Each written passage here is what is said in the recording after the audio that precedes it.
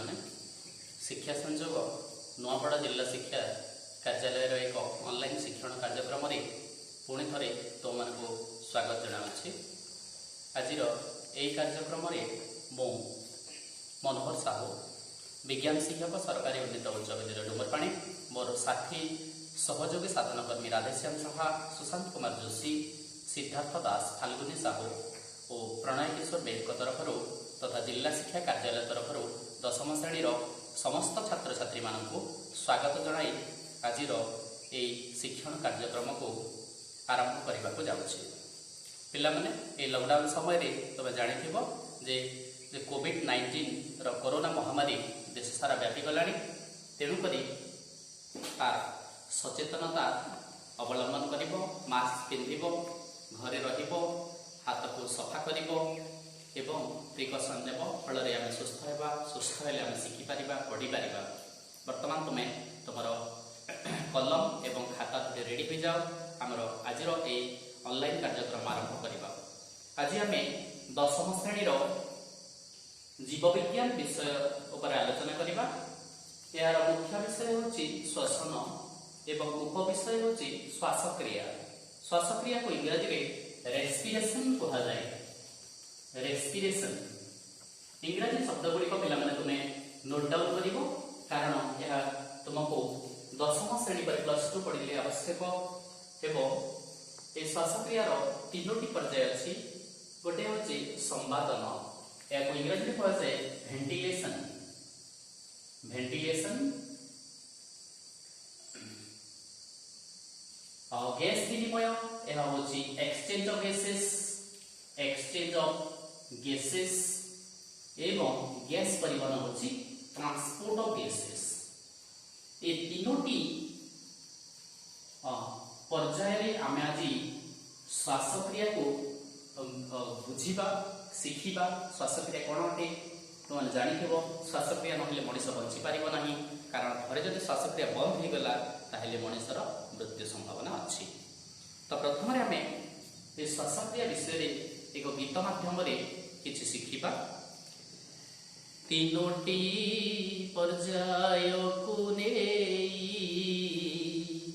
श्वासक्रिया कार्य होई, प्रश्वास निश्वास मिश्रण गठन करे संवादन। जने सुस्थ व्यक्तिर हार 15 रु 20 थर मिनिट करे एहा हुए, व्यतिक्रम रोग हुए। वर्तमान आम संवादन विषय पुंखानुपुंख आलोचना करवा। वर्तमान दुईटी पर्याय को लिभाई दौची, कारण यहाँ आम संवादन पर देखा। संवादन दुईटी प्रक्रिया को नहीं गठित। गोटे हूँ प्रश्वास एवं अन्यटी हूँ निश्वास। प्रश्वास एवं निश्वास। तो प्रश्वास क्या कह जाए पिला माने? प्रश्वास को इंग्रजी कह जाए इंस्पिरेशन। Inspiration INSPIRATION। ठीक से पर निश्वास को कह जाए एक्सपीरेशन EXPIRATION। इंस्पिरेशन और एक्सपीरेशन। प्रश्वास क्या कह जाए? फुसफुस मध्य को वायु प्रवेश करने क्रिया। प्रश्वास को लिखित फुसफुस मध्य को वायु प्रवेश करने क्रिया। वायु प्रवेश करने क्रिया हूँ कौन? यहाँ हूँ प्रश्वास। फुसफुस मध्य को वायु प्रवेश करने क्रिया हूँ प्रश्वास। एवं ठीक से ही परी निश्वास कौन अटे? फुसफुस रु वायु प्रस्थान क्रिया को निश्वास कहा जाए। फुसफुस रु वायु प्रस्थान क्रिया, वायु प्रस्थान क्रिया क्रिया को साधारणतः निश्वास कहुए। निश्वास कहुए पे या पूर्व आम लंग्स बा फुसफुस एक मॉडल आम देखा। यहाँ को निजे तैयारी करी तुम्हें निजे तुम घर में तैयारी कर। आवश्यक उपकरण हूँ एक डबा प्लास्टिक डबा स्ट्रॉ तापर सूता सेलो टेप तीनोटी बेलून 1 2 3। तो यहीटा हूँ आम जो फुसफुस गोटे मॉडल। प्रथम कहला प्रश्वास फुसफुस मध्य को वायु प्रवेश। यहाँ देख पे यहाँ हूँ मनुष्यर फुसफुस ह्यूमन लंग्स गोटे मॉडल। यहाँ को आम डाहाण फुसफुस बाम फुसफुस देवा। तापर यहाँ हूँ तार कफर बा प्ल्यूरा। यहाँ हूँ श्वासनली अच्छी। तो प्रथम कौन देख फुसफुस मध्य को वायु प्रवेश क्रिया हूँ प्रश्वास। देख यहाँ हूँ मध्यच्छदा। मध्यच्छदा को जब टाणा ताहले बेलून गुड़िक फुलीगला। यहाँ हूँ कौन प्रश्वास। देख पे मैंने देखिपार सुंदर हिसाब से प्रश्वास बुझीपार। यही जो श्वासनली बाटे फुसफुस को प्रवेश करुच्ची वायु से हूँ प्रश्वास।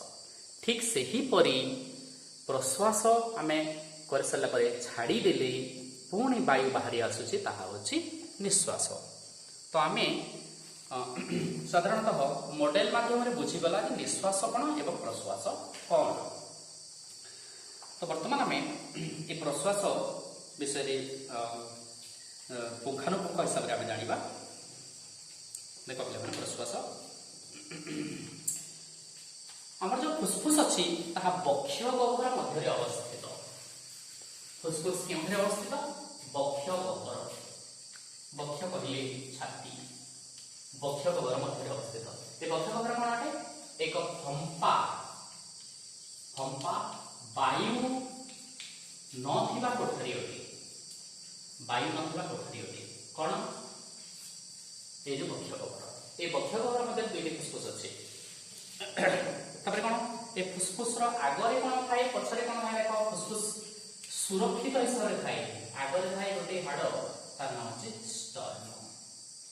पछपटरे कौन थाए पछपटरे पंजरा हाड़। सॉरी एटा पंजरा हाड़ कहले टिके देख एटा होची मेरुदंड। मेरुदंड यार दुई पार्श्व थाए। देख पार्श्व अंतपंजरा हाड़ अंतपंजरा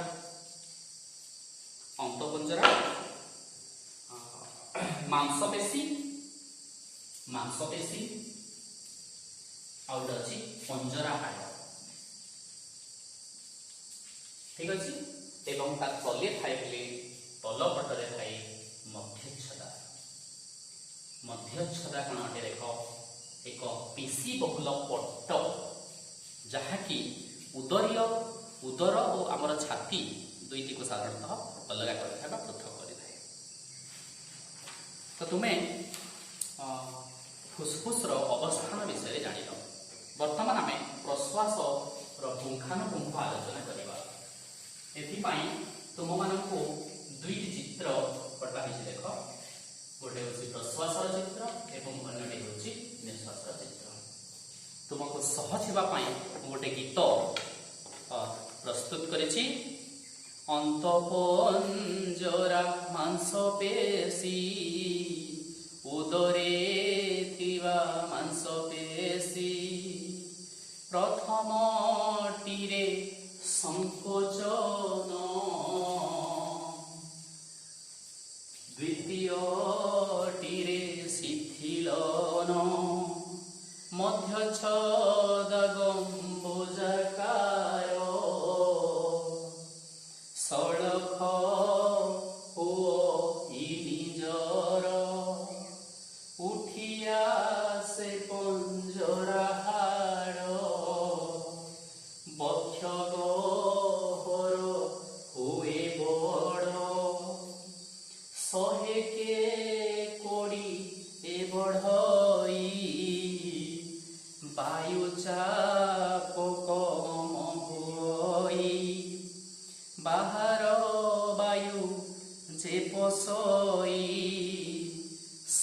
सक्रिय प्रक्रिया होई। वर्तमान में ये प्रश्वास विषय में पुंखानुपुंख आलोचना करबा। प्रश्वास एक सक्रिय प्रक्रिया अटे। यह एक सक्रिय प्रक्रिया बा एक्टिव प्रोसेस। प्रथम यह एक सक्रिय प्रक्रिया अटे। सक्रिय प्रक्रिया एथिपाई केउ जिनस केउ अंग आवश्यक पड़े। देख अंतःपंजरा मांसपेशी, अंतःपंजरा मांसपेशी चित्र तुम देखिए कहली अंतःपंजरा मांसपेशी, उदरीय मांसपेशी एवं मध्यच्छदा। ये तीनोटी जिनस प्रश्वास समय सक्रिय अंशग्रहण करता है। कौन होता देख अंतःपंजरा प्रश्वास समय कौन होता है? ये जो अंतःपंजरा मांसपेशी संकोचन हुए, संकोचन हो जाए। अंतःपंजरा मांसपेशी देख ये संकोचन, अंतःपंजरा मांसपेशी संकोचन हो। ठीक से हीपरि उदरीय मांसपेशी शिथिलन हो। उदरीय मांसपेशी शिथिलन हो। गोटे संकोचन है आ गोटे शिथिलन है। फल वायु कौन कर जो फुस्फुस मध्य प्रवेश कर। फुस्फुस मध्य वायु प्रवेश कलापर फुस्फुस ये जो आउ जिन देख मध्यच्छदा जहाँकि आम उदर एवं छाती को अलग करे साधारणतः तल को जाए। तल को गला स्थान आकार बढ़ी जाए। आकार बढ़ीगला वायु साधारणतः प्रवेश करें। प्रश्वास विषय तार आयतन बढ़ी जाए। आयतन बढ़ीगला 20% आयतन बढ़ी प्रश्वास होता है। अन्य गोटे जिन देखिए वैज्ञानिक दृष्टिकोण रखिले ये फुस्फुस बाह्यांश साधारणतः वायु चाप बेसी थाए एवं भीतर अंश कम थाए। तेणुक बाहर भीतर अंश को अति सहज वायु प्रवेश करें। जापारे प्रश्वास विषय बर्तमान आम अन्य एक प्रक्रिया विषय आलोचना करवा जहाँ हूँ निश्वास। निश्वास निश्वास इंग्रजी कह जाए एक्सपीरेशन। एक्सपीरेशन निश्वास तुम निश्वास प्रश्वास जो योग गुरु रामदेव बाबा करती तुम जब अनुलोम विलोम जदि अच्छी से सुंदर हिसाब से जापर से प्रश्वास निश्वास। नेबा से प्रश्वास, छाड़ा हूँ निश्वास। बुझिपारे पिला मैंने ठीक से निश्वास गीतटी एही प्रक्रिया शिथिलन। तार अर्थटे निश्वास एक शिथिलन प्रक्रिया। मांसपेशीर संकोचन बक्ष गहर छोट हुए। आकार प्राय ह्रास पाए। आकार कौन हो? ह्रास हो। फुसफुस परे चाप दिए सेथिरु वायु चली जाए। वर्तमान गोटे चित्र देखा ये चित्र अंकन कर परीक्षा जब पड़ा यही समय कौन हुए अंतःपंजरा मांसपेशी शिथिलन होता है। लिखि पकाउली अंतःपंजरा मांसपेशी शिथिलन हुए। मांसपेशी कौन हुए? शिथिलन हुए। एवं उदरीय मांसपेशी कौन हुए? उदरीय मांसपेशी संकुचन हुए। उदरीय मांसपेशी कौन हुए? संकुचन होता है। जापारे बोली शिथिलन और संकुचन। चित्र देखिए ये जो मध्यच्छदा जहाँ डायफ्रागम बोलिक कहुए पूर्व अवस्था को पलि आसे एवं यार आयतन कमी जाए। फल वायु बाहर आसे। जापारे बोले चित्र तीर मार्ग तीर चिन्ह तुमको ठीक दर्शाऊँ जहाँ तुम सुंदर हिसाब से बुझीपार। जापारे बोले तो मन रखापी यह एक शिथिलन प्रक्रिया करे। निश्वास शिथिलन प्रक्रिया ये कौन हुए? अंतःपंजरा मांसपेशी शिथिलन, उदरीय मांसपेशी संकुचन होता है। तापर पक्ष गहर छोट हुए, आकार ह्रास पाई थाए एवं वायुर प्रस्थान होता है। वर्तमान आम देखा द्वितीय पर्याय गैस विनिमय। गैस विनिमय या लिखाई दूसरी गैस विनिमय। केउ केउ गैस रो विनिमय होतो पिला माने दुईटी गैस रो विनिमय होई थाए कोडा होची पिले कोडा होची अम्लजान आ कोडा होची अंगारकाम्ल विनिमय एक्सचेंज ऑफ गैसेस हमका जाको कहताओ किपरि भाई थाए देखो हमर फुसफुस भितरे एटा श्वासनळी एटा दुईटी फुसफुस डाहाण फुसफुस और बाम फुसफुस ए फुसफुस भितरे अनेक बेलून भलिया अंग थाए जाको कहा से पोटरिका कोन कहले बिले पोटरिका इंग्रजी में कहा जाए एल्वियोली ये जो एल्वियोली मुख्य अंश ग्रहण करे क्योंकि पाई गैस विनिमय करबा पाई किपरि गैस विनिमय होय थाए ये जो रास्ता अछि जाको हमें कहू श्वासनळी देखि फुसफुस मध्य को वायु वर्तमान गला एई स्थान रे एल्वियोली जहा कि बेलून भले जिंस अछि ए बेलून टी पूरा पूरी संपूर्ण हिसाब रे वायु एते भर्ती गला वायु भर्ती गला समय रे कोन होई थाए एहा ऊपर छोट छोट जालक भलिया जिंस थाए जहा को जाय रक्त कैसिक जहा को जाय रक्त कैसिक ए रक्त कैसिक नळी गुडी परे रक्त थाए वायु गला अम्लजान ए भितर पूरी गला अम्लजान पूरी गला परे रक्त कैसिक भितर को साधारणतः अम्लजान चली गला अम्लजान के ठारो कोटरिका रक्त कैसिक भितर को अम्लजान चली गला केउ प्रक्रिया साहाय्य गला सेटा होची विस्फोरण प्रक्रिया रे ताहा गला डिफ्यूजन थरे जदि ताहा एई रक्त कैसिक भितर को चली गला ताहले अति सहज रे ताहा केउ स्थान को जीव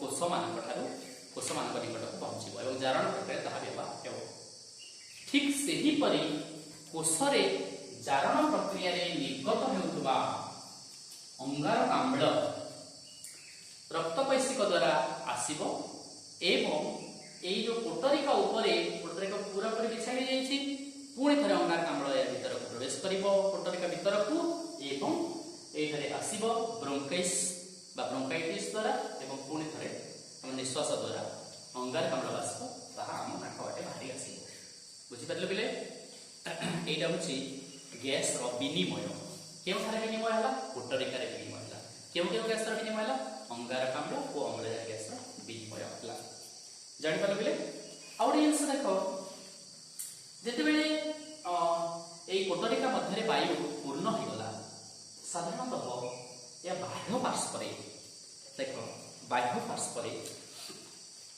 अम्लजान सांद्रता अधिक होला अम्लजान सांद्रता अधिक होला एवं भितरे कम होला फल अति सहज रे वायु साधारणतः प्रवेश करि पारिला बुझि परले बिले तो आमको विसरण प्रक्रिया तार संगे संगे अम्लजान एवं अंगारकाम्लर सांद्रता मध्य के प्रक्रिया पाई गैस विनिमय पाई साहाय्य करूछि वर्तमान आम गैस विनिमय पर आसीजिबा साधारणतः गैस परिवहन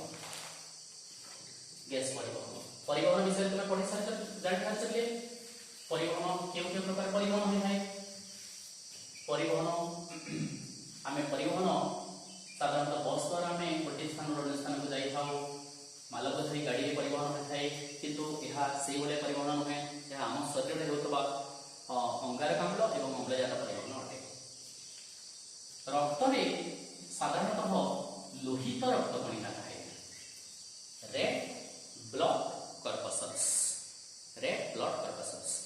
एथिरे हिमोग्लोबिन नामक गोटे पदार्थ थाए ए हिमोग्लोबिन साधारणतः अम्लजान परिवहन करबा पई सहायता करे ए हिमोग्लोबिन जते बेले अम्लजान संस्पर्श रे आसे बेले ए अम्लजान को बांधी दिए एवं सृष्टि हुए ऑक्सी हिमोग्लोबिन कोन सृष्टि हुए ऑक्सी हिमोग्लोबिन ए ऑक्सी हिमोग्लोबिन थरे जब सृष्टि होला ताहले रक्त माध्यम रे कोष निकट को पहुंचाए कोष निकट को या पहुंची जीवो और थरे यदि कोष निकट को या पहुंची गला ताहले एहा पुणी थरे भांगी जीवो Hb+ प्रोटो हेबो एवं एही अम्लजान कोषर जारण प्रक्रिया रे सहायता करिवो कोषर जारण प्रक्रिया रे सहायता करिवो जानि पालो बेले हिमोग्लोबिन प्लस अम्लजान समान ऑक्सी हिमोग्लोबिन साधारणतः रक्त माध्यम रे कोठ गला कोष कह गला कोष रे पुणी भांगी गला एवं अम्लजान निर्माण होला ठीक सेही परि कोष रे जारण प्रक्रिया जो सृष्टि होची अंगारकाम्ल ये अंगारकाम्ल पुणी थे कौन हुए से हिमोग्लोबिन सहित मिसी जाए एवं सृष्टि हुए कार्बोक्सी हिमोग्लोबिन। कार्बोक्सी हिमोग्लोबिन ये कार्बोक्सी हिमोग्लोबिन रक्त द्वारा पुणी फुसफुस को आसी थाए एवं फुसफुस को आसिला परे पुणी भांगी जाए एवं अंगारकाम्ल आम नाक बाटे बाहरी आसता जानी पाल बिले। ठीक से ही परी निश्वास रे हमर कोन बाहर देखिबा निश्वास रे कोन बाहर कोन बरे हो पिला मन तमे निश्वास रे अंगारकाम्ल हां ठीक होई छ पिला मन तमे निश्वास रे जो गैस बाहर से गैस रो नाम होची CO2 निश्वास रे CO2 बाहर कोन बाहर अंगारकाम्ल बाहर। तमे किपर जानिबा हम जो विज्ञान पाठ अछि से विज्ञान पाठ साधारणतः परीक्षा पर निर्भर करे से आम गोटे परीक्षा करवा।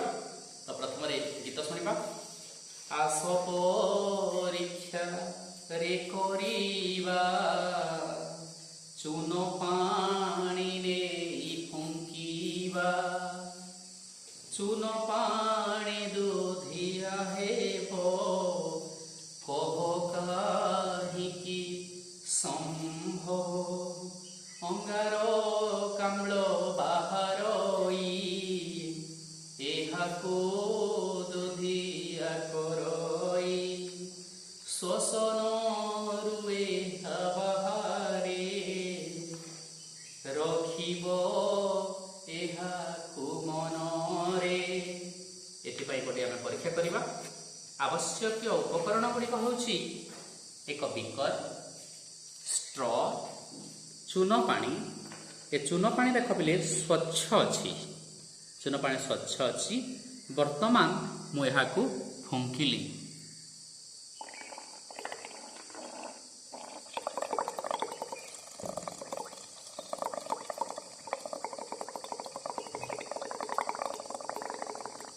चून पानी किपर रंग है पिले चून पानी दुधिया रंग होगा। प्रथम किपर थिला स्वच्छ थिला किपर दुधिया रंग होगा देख आम जो मु जो फुंकिली से अंगारकाम्ल गैस गला चून पानी संकेत पे तुम भौतिक विज्ञान पढ़ी सारी कैल्शियम हाइड्रोक्साइड यह सृष्टि है कैल्शियम कार्बोनेट प्लस जल सृष्टि है। थर जदि कैल्शियम कार्बोनेट सृष्टि हो गला ताहले चून पानी धड़ा रंग हो गला। ए परीक्षा तुम कौन शिखल पिले आमर प्रश्वास रे अंगारकाम्ल बाहर जानी पाल पिले प्रश्वास कौन बाहर अंगारकाम्ल बाहर। वर्तमान आम उद्भिद श्वसन प्रक्रिया विषय देखा जिते बेले आम देखीचु दुईट जिनस आलोचना कर गोटे उद्भिद और गोटे जीव। तो उद्भिद श्वसन ठीक से गोटे गीत तापर आम परीक्षा करवा। गजामंजी को आमे नेबा